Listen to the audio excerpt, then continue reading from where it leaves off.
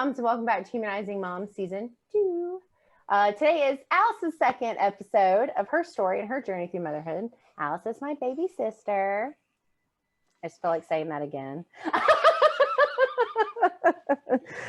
Oh, man. Okay, so let's just jump in, I guess.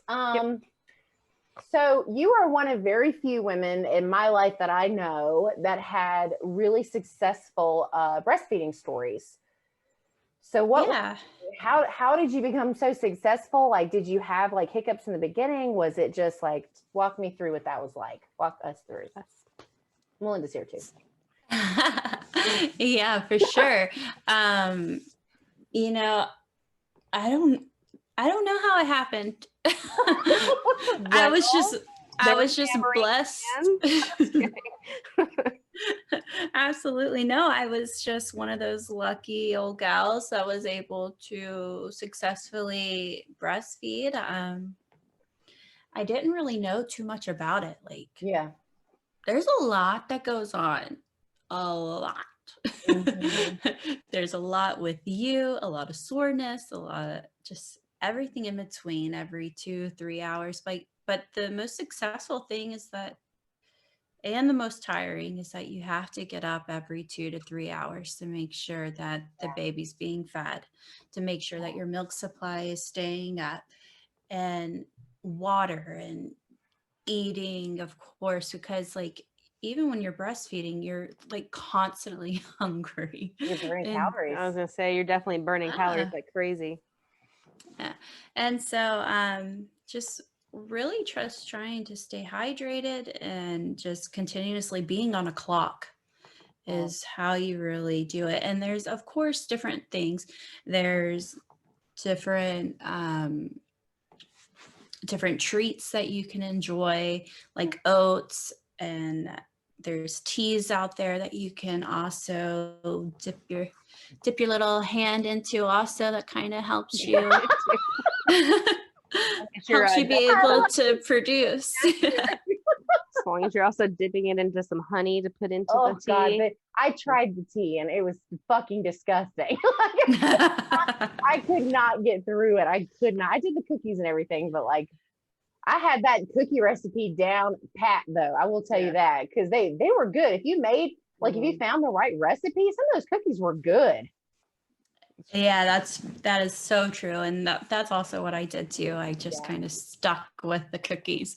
I mean, a girl gotta eat cookies. Do whatever you need to do. You gotta get some calories in. Whatever. Getting calories, and it's helping probably. That's true.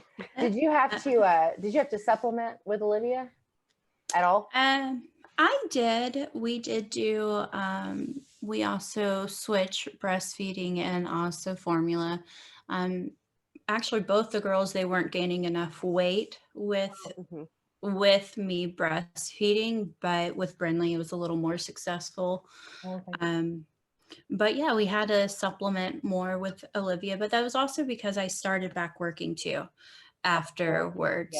And so trying to stay on the clock of breastfeeding along with working, it was just such a struggle. And adding the stresses upon that too will also decrease your supply. So you mentally have to stay in a nice, stable mind frame and to continuously tell yourself, okay, you can do this. And because that helps, because the more you stress, unfortunately, the worse it does get, and you begin to dry up. True. No, that's what happened to me. That's 100%. That's 100% what happened to me. I went back to work. It plummeted. The worse the stress got, the less I made, and then ultimately, it just was like.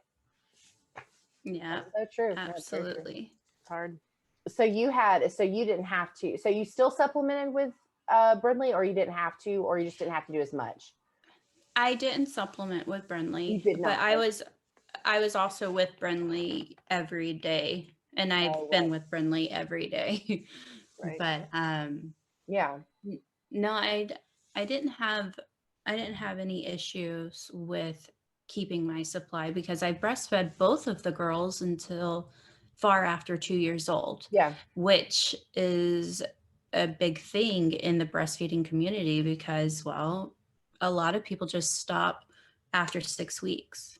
And there's nothing wrong with that. Sure. Absolutely. There's nothing wrong with breastfeeding. There's nothing wrong with not breastfeeding. Right. It's purely your choice. Yeah. And that's just kind of, That is best. yeah.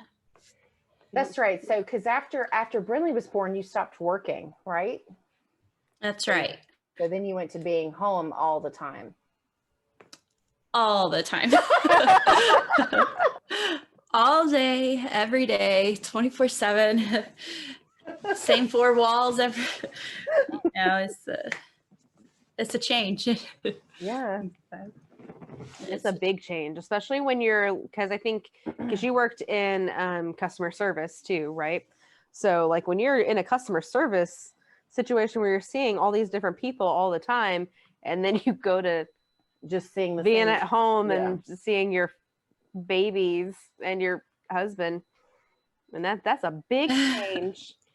Yeah, it's a huge change. Yeah. Absolutely huge change. Yeah. But did you struggle with it? Like, did it take you a while to get used to it, or was it okay in the beginning and then it got kind of like harder later?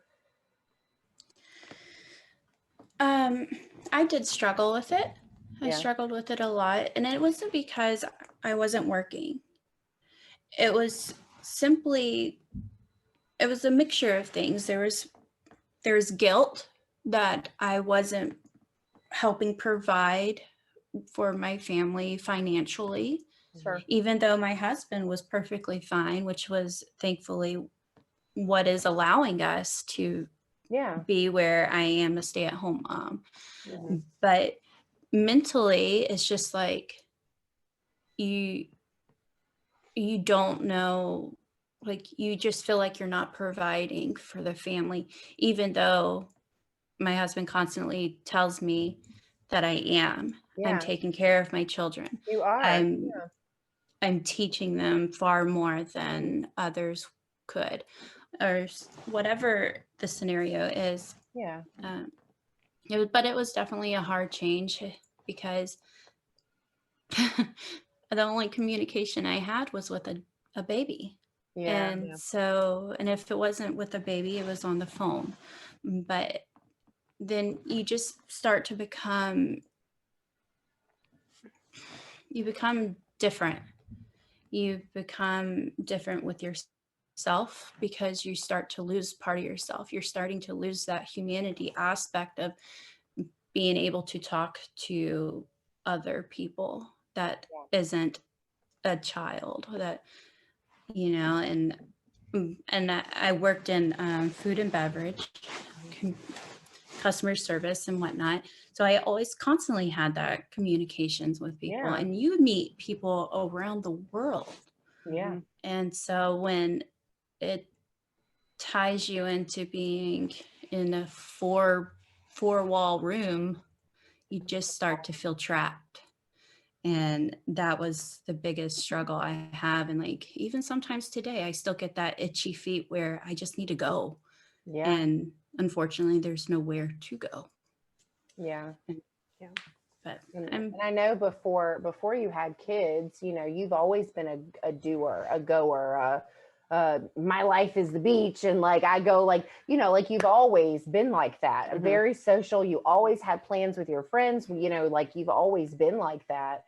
So I can imagine that part was hard too, especially, well, and added to, of course, like obviously like a lot of your friends and stuff from back home weren't there, but you made new friends and you weren't, like a lot of that stuff just kind of gets put on the back burner when you become a mom in general, but especially when you're a stay-at-home mom, because you just, that's all you do is mom all the time. Yeah. Everything is completely consumed of being a mom. Yeah. Mm-hmm. But I made that choice. Yeah. I made the choice to put my girls first, and sometimes I probably shouldn't, but it happens. It happens. I'm still learning every day, and my husband is amazing at trying to push me to go do something for myself, whether it's to go get my toes done or break, just to have a break, because I need it. I really need. I don't know what I would do without a little bit here and there. So I mean, we all need that. Yeah. Well, and a supportive partner is huge Yeah. in that regard. It really Because, is. I mean, there are definitely dynamics where that is not the case. And to be able to have that, like, and see, like, for me, when I have to ask for it, it's not so much that our dynamic is that Rick doesn't give a shit that I get space. It's just, he doesn't realize that I need it if I don't tell him, because I think he thinks sometimes because I go to work, like, oh, you get a break. It's like, what? But that's not a break. That's not a break, you ass.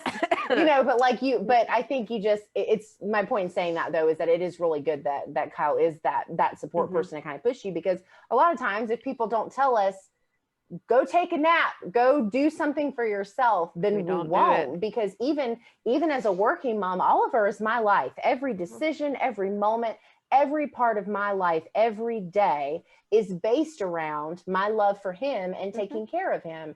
And how can I possibly think about myself if that's my day-to-day life, especially, like you said, it consumes you when you're at home and with him all the time. Yeah, absolutely. Don't get me wrong, though. It took Kyle a very long time. Oh, like, I mean, sure. just But you're there now. That's what's important. Yeah, absolutely. But yeah, it took a while, especially because we had Olivia at such a young age. We were 22. Well, he was 22. I was 23. Brand new. We were enjoying ourselves and going out constantly, and then here comes babies are made. That is how comes a wonderful baby. Enjoying yourself. That's what causes baby. Yeah. No, I think it takes. I think men are just wired so differently in general. Yeah. That it does take them time. I definitely. I mean, Oliver's almost 3. And I mean, it's still a huge learning curve for Rick, because men just don't have our instincts. They just don't have the same like pull that we do. It's just so different. And it's hard to make them understand when they're not wired to understand. So it can take time. I mean, it's definitely, Rick has come a long way in 3 years, because I hated him for a long, there's like a period of time where I was like, I'm going to murder him in his sleep. Like, it was just like, it's a learning curve. I'll leave it at that. It is a learning curve. And I mean, I think even with Mike, like, I just didn't communicate in the beginning of because I took my maternity leave and then I emailed my letter of resignation and became a stay-at-home mom. Yeah. And I didn't realize that I needed the social part until I didn't get it, because I'm not a people person. Definitely, was great with customer service. She's just a good faker. I like to help people. I just don't like to be around them. Yeah. You know what I mean? But I didn't realize how much I needed that social aspect until I didn't have it. Sure. And that's something that we've talked about. And even then, it was, we went everywhere except for the first 2 weeks were up in the air because I had a C-section. So you can't drive and all you can't drive. But we went to the mall. We went to this place and that place. We had lunch with Mike. We drove all over the place. Yeah, I window shopped. Yes, we did a lot of that. But and then we got into a place where we couldn't do that, with COVID last year. And apparently I made Aria a very social child, and she did not respond well to that. Yeah. But how did the social part for you, with the moving, did it change at all with the moving to different places with the kids? Or was it you were kind of already staying at home, so it was you already felt a certain way, or did the moving and being in different places affect that too? Things in general completely changed. For me as a person, like Angel mentioned, I've always been a sociable person. I've always just been a go free spirit. Yeah. But things change. Life happens. You have to learn what you're dealt with. And so just my life before children changed on how I am towards other people.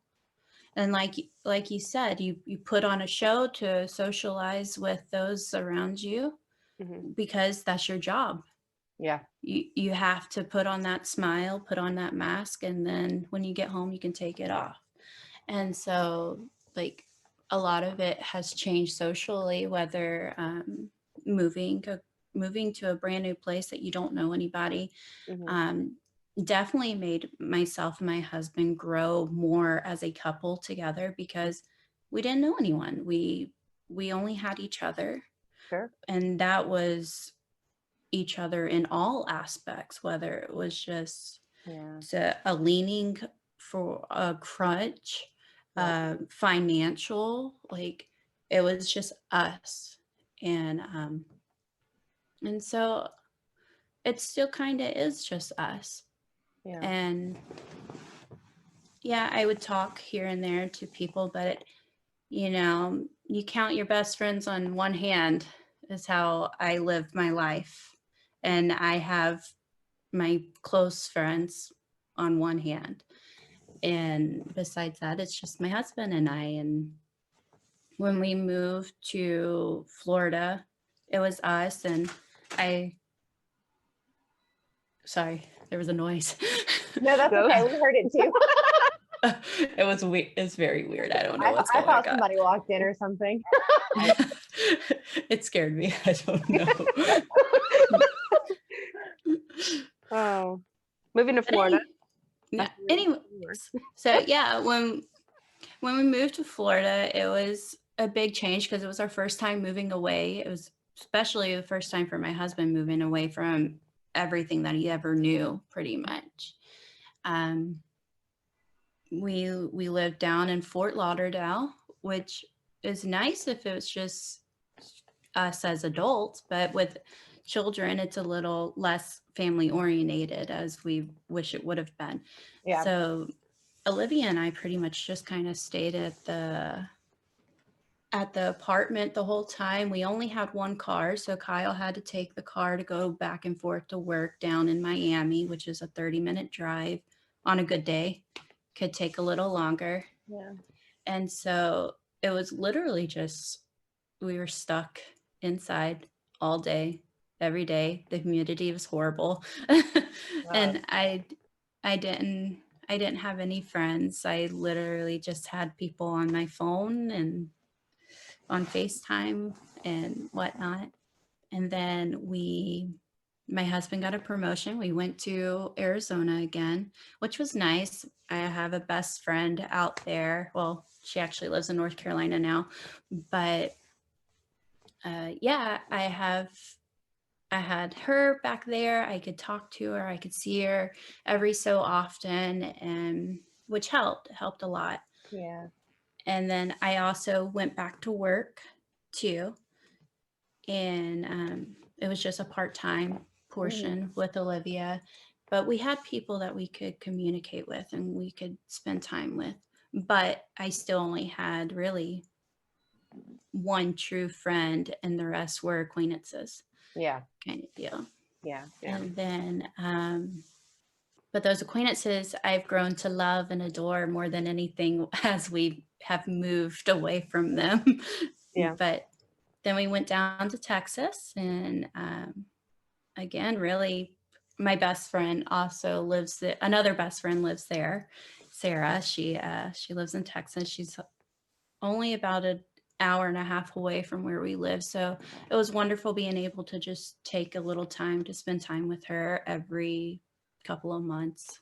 Yeah. But besides that, like I didn't have anyone to talk to. I didn't have that mom communication community. Yeah, I know where you're going. Yeah. Mom community. Mom community. A village, if you will. Yes. Yeah. Over there. Right there. Yeah. Yeah. But yeah, it, like I mentioned, it was always just my husband and I against the world. And that's how it is. And I don't know, but socializing has changed a lot. But I kind of keep it that way too. Yeah. I only let people in if I want them to be then. No, I think that makes sense though, given all the changes that you've come across, the moving, and I think it makes sense. Yeah. Do you have just any other type of things like that you feel like you really struggled with? And it could be about, I mean, anything that, just like comes up in your head, but just like, with any other things pertaining to changes that you experienced that were harder for you after becoming a mom, whether it was with A or B or whichever, just things that were particularly difficult. Yeah, I mean, there's a lot of different things that has been difficult for me. I'm not really one to show when I'm having those struggles. I try not to, because I was always taught to be strong. You bury those feelings down, keep a smile on your face, and you keep on moving. Yeah. And my biggest struggle is communication, of course, but also the way that I see myself. For the longest time, and even today, I still struggle with that. I've been consumed of being a mom. Like, I don't know what I want to do with my life. I don't know where I want to be. I don't know, like, I just don't know. I don't know who I am. I don't know the things that I like or the things that make me happy. I don't have that. But I'm slowly trying to change that. Yeah. And thankfully, my husband, he really does kind of push me to try to figure out something that will bring a little joy to myself, joy in my life. It's just And yeah, but so, like, I guess in a way I lost myself, even though I found two beautiful children at the end. Yeah. But like that's the biggest struggle for me, really. And then I don't recognize myself when I look in the mirror. I don't like what I see. Yeah. Because I've always just been very active, very outgoing, I've been thin. And now that I've become a woman, I got these curves. Yeah. Yeah. I got curves in all the right places, and I'm not sure how to react to that. But the also biggest challenge that I had is because I feel that way with myself, I don't like talking about it, because in my brain, I think, well, I have to be blessed with what my body has produced. Done. Yeah. Yeah. Like, there's my best friend, my family members. There's so many women out there that have a hard time conceiving. But for me, it has came very natural, very easy. And so for me to downgrade myself because the way that I feel, because I was blessed with two children, because I did put on weight because I was pregnant, it takes a lot, because I can't hate myself for that, because I was so blessed. And I feel like that was a big change for me too. It's just trying to learn to love who I am. Yeah. I feel like that's something we all go through. I definitely did. I still do sometimes. I was gonna say, I don't know that I'm not going through that still. I mean, I think I think it's interesting because the way that I look at myself, body wise, I'm sometimes able to get past it when I put extra effort into my makeup. So, like, perfect example, I did a lot of different eyeshadow things today for this video. And but one of the things that whenever I feel myself, what I've sort of had to allow myself to do is like brag on that moment of like, I really love the way that my face looks, even if it's just my face, right now. And then I share pictures of myself and I'm just like, I really feel like I look very nice. Like, you know, it doesn't change anything about how I feel about this down, but it makes me feel just enough, a little bit better. But I think it's interesting that you say that, because you put that on yourself, and we all do it in terms of knowing people who can't have children. I have a really good friend of mine that had to have hysterectomy recently and has been trying to have kids for a very long time. And that was like the final moment of, this is never going to happen for you. And it was hard. We got emotional just talking to her about it, because it affects us too. But I think that the other side of that, and we actually just talked about this back in our March Madness videos, but you're not invalid in how you feel just because there are people who can't have what you have or haven't been able to. You are still valid in trying to navigate a body that you're very unfamiliar with, because that happens for all of us. I don't know that I've talked to a single mother ever that didn't at some point go through that very thing, because it is such a huge change. And there's no conversation in the world that could ever prepare you for the physical and the mental and emotional changes that happen after you become a mother, because it just can't, like, there's no way to know. And it's so different for each person too.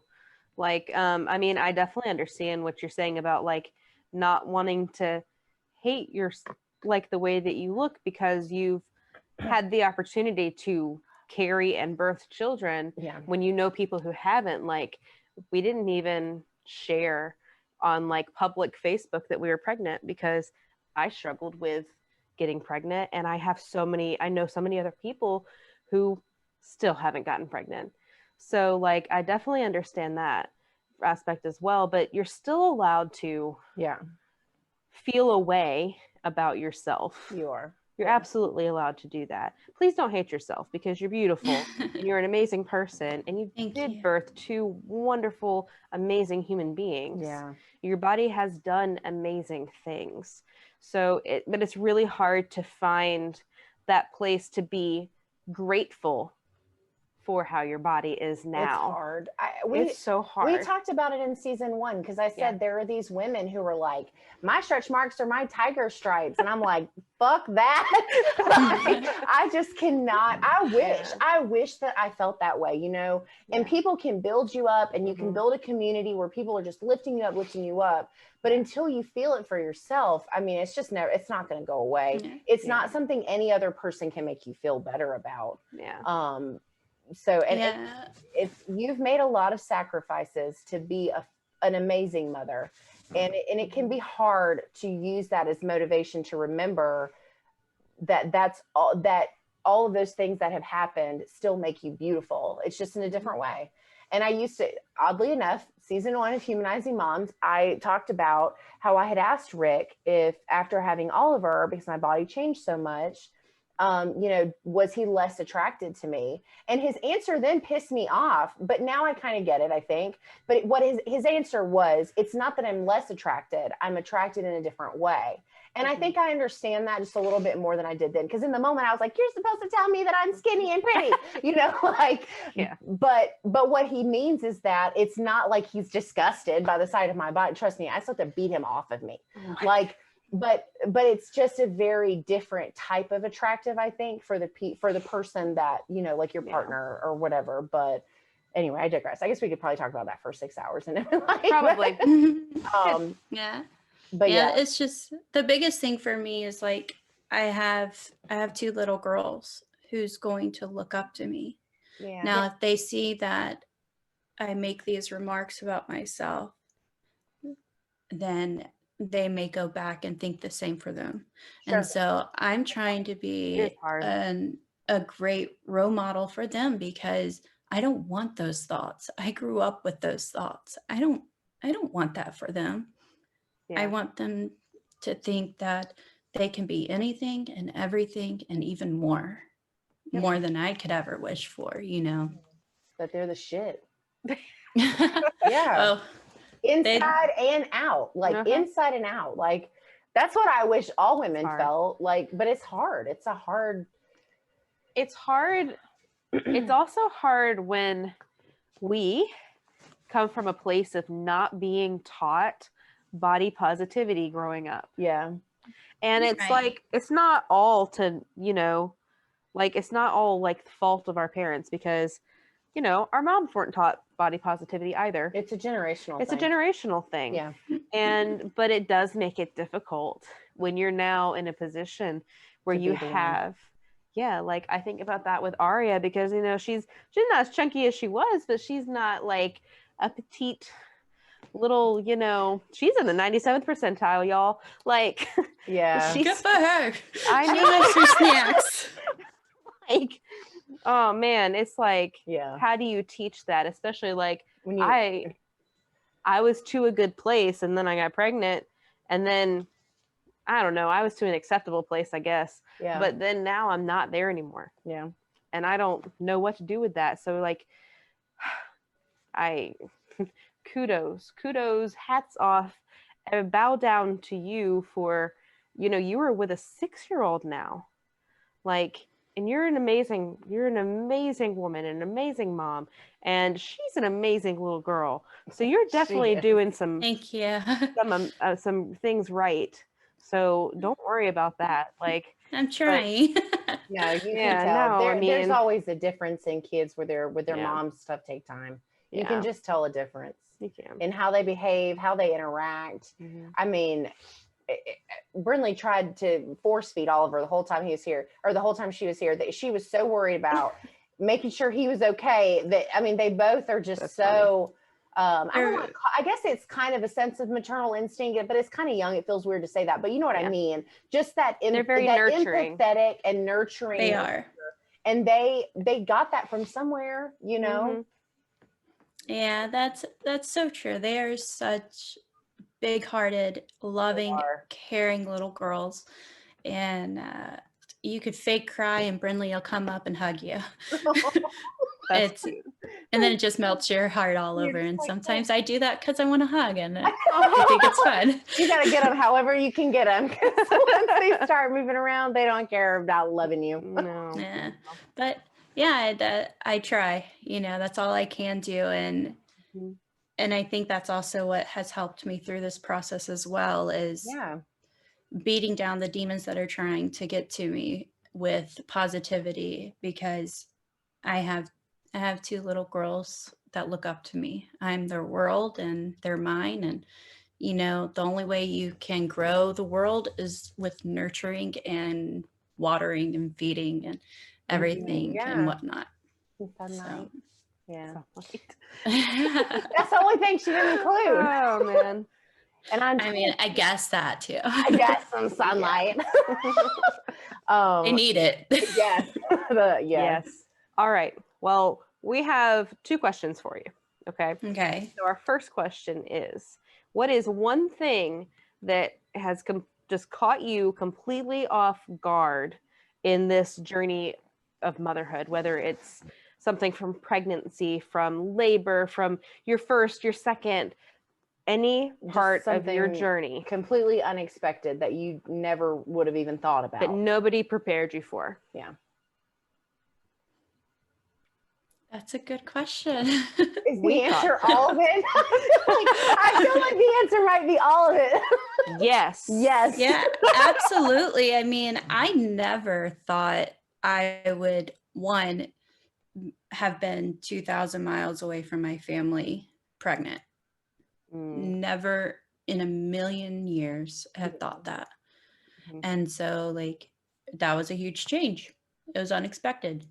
I never thought being a mom and doing it by myself, more without help sometimes here and there, that was a huge change as well. Like, and then moving all around the world, all around the states, like, Yeah. I mean, different things were, there's a lot of different aspects that was hard that I never expected to happen, because you grow up, you think, all right, I'm going to stay in this small little town for the rest of my life. I'm going to find so and so, my husband, marry, then go have babies and whatnot, so forth and so on. But for me, it wasn't like that.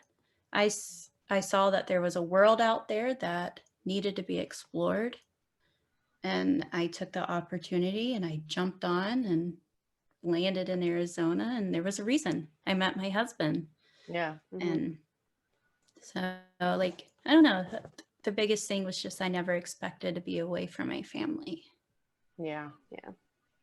But it has made me a lot stronger. Yeah. I don't know. Yeah. And then our second one, and these are just questions that we ask everybody that we asked last season, and I feel like they're really good, so we just keep using them. And the other one, of course, is what is a piece of advice that you would give someone that you feel like if someone had given you, it would have been helpful? And it can be, just a statement. It can be, anything that you think if you had heard before would have been helpful to you that you would pass on to another mom to be. That's also a good question as well. I would, sounds a little cheesy, but, I would just say that you're not alone. There's a million people out there that you just have to open that door and they'll listen. Yeah. And some may resonate with you and understand exactly what you're going through and how you're feeling and whatnot. Yeah. And that you just have to take that step. And that's the biggest thing that I have to learn too, is to open up. I'm a very closed in person. So that's one of the biggest things, is just knowing that you're not alone. That's a good one. That's a good one. That's kind of the whole point. Yeah. Reminding people that not only are they not alone, but that they're human. Mm-hmm. Moms are humans. We forget. We get so caught up in what society thinks we're supposed to be as mothers that we forget that we're also human beings. Society forgets that we're human beings. Yeah. And then it makes us forget we're human beings. Yeah. Which is why we do things like not shower for 6 days or not eat, brush your hair, or we're not sleeping. I mean, it just they have kind of pushed that all around for so long that we believe it too sometimes, and we have to remember that, like, no, I'm not making dinner tonight. Good luck. Like, it's okay to say no. It's okay to look out for yourself, even if it's not easy. Yeah, it's okay to take that time for yourself. Like, there's a lot of times I just lock myself in my room and let my husband and the kids fend for themselves.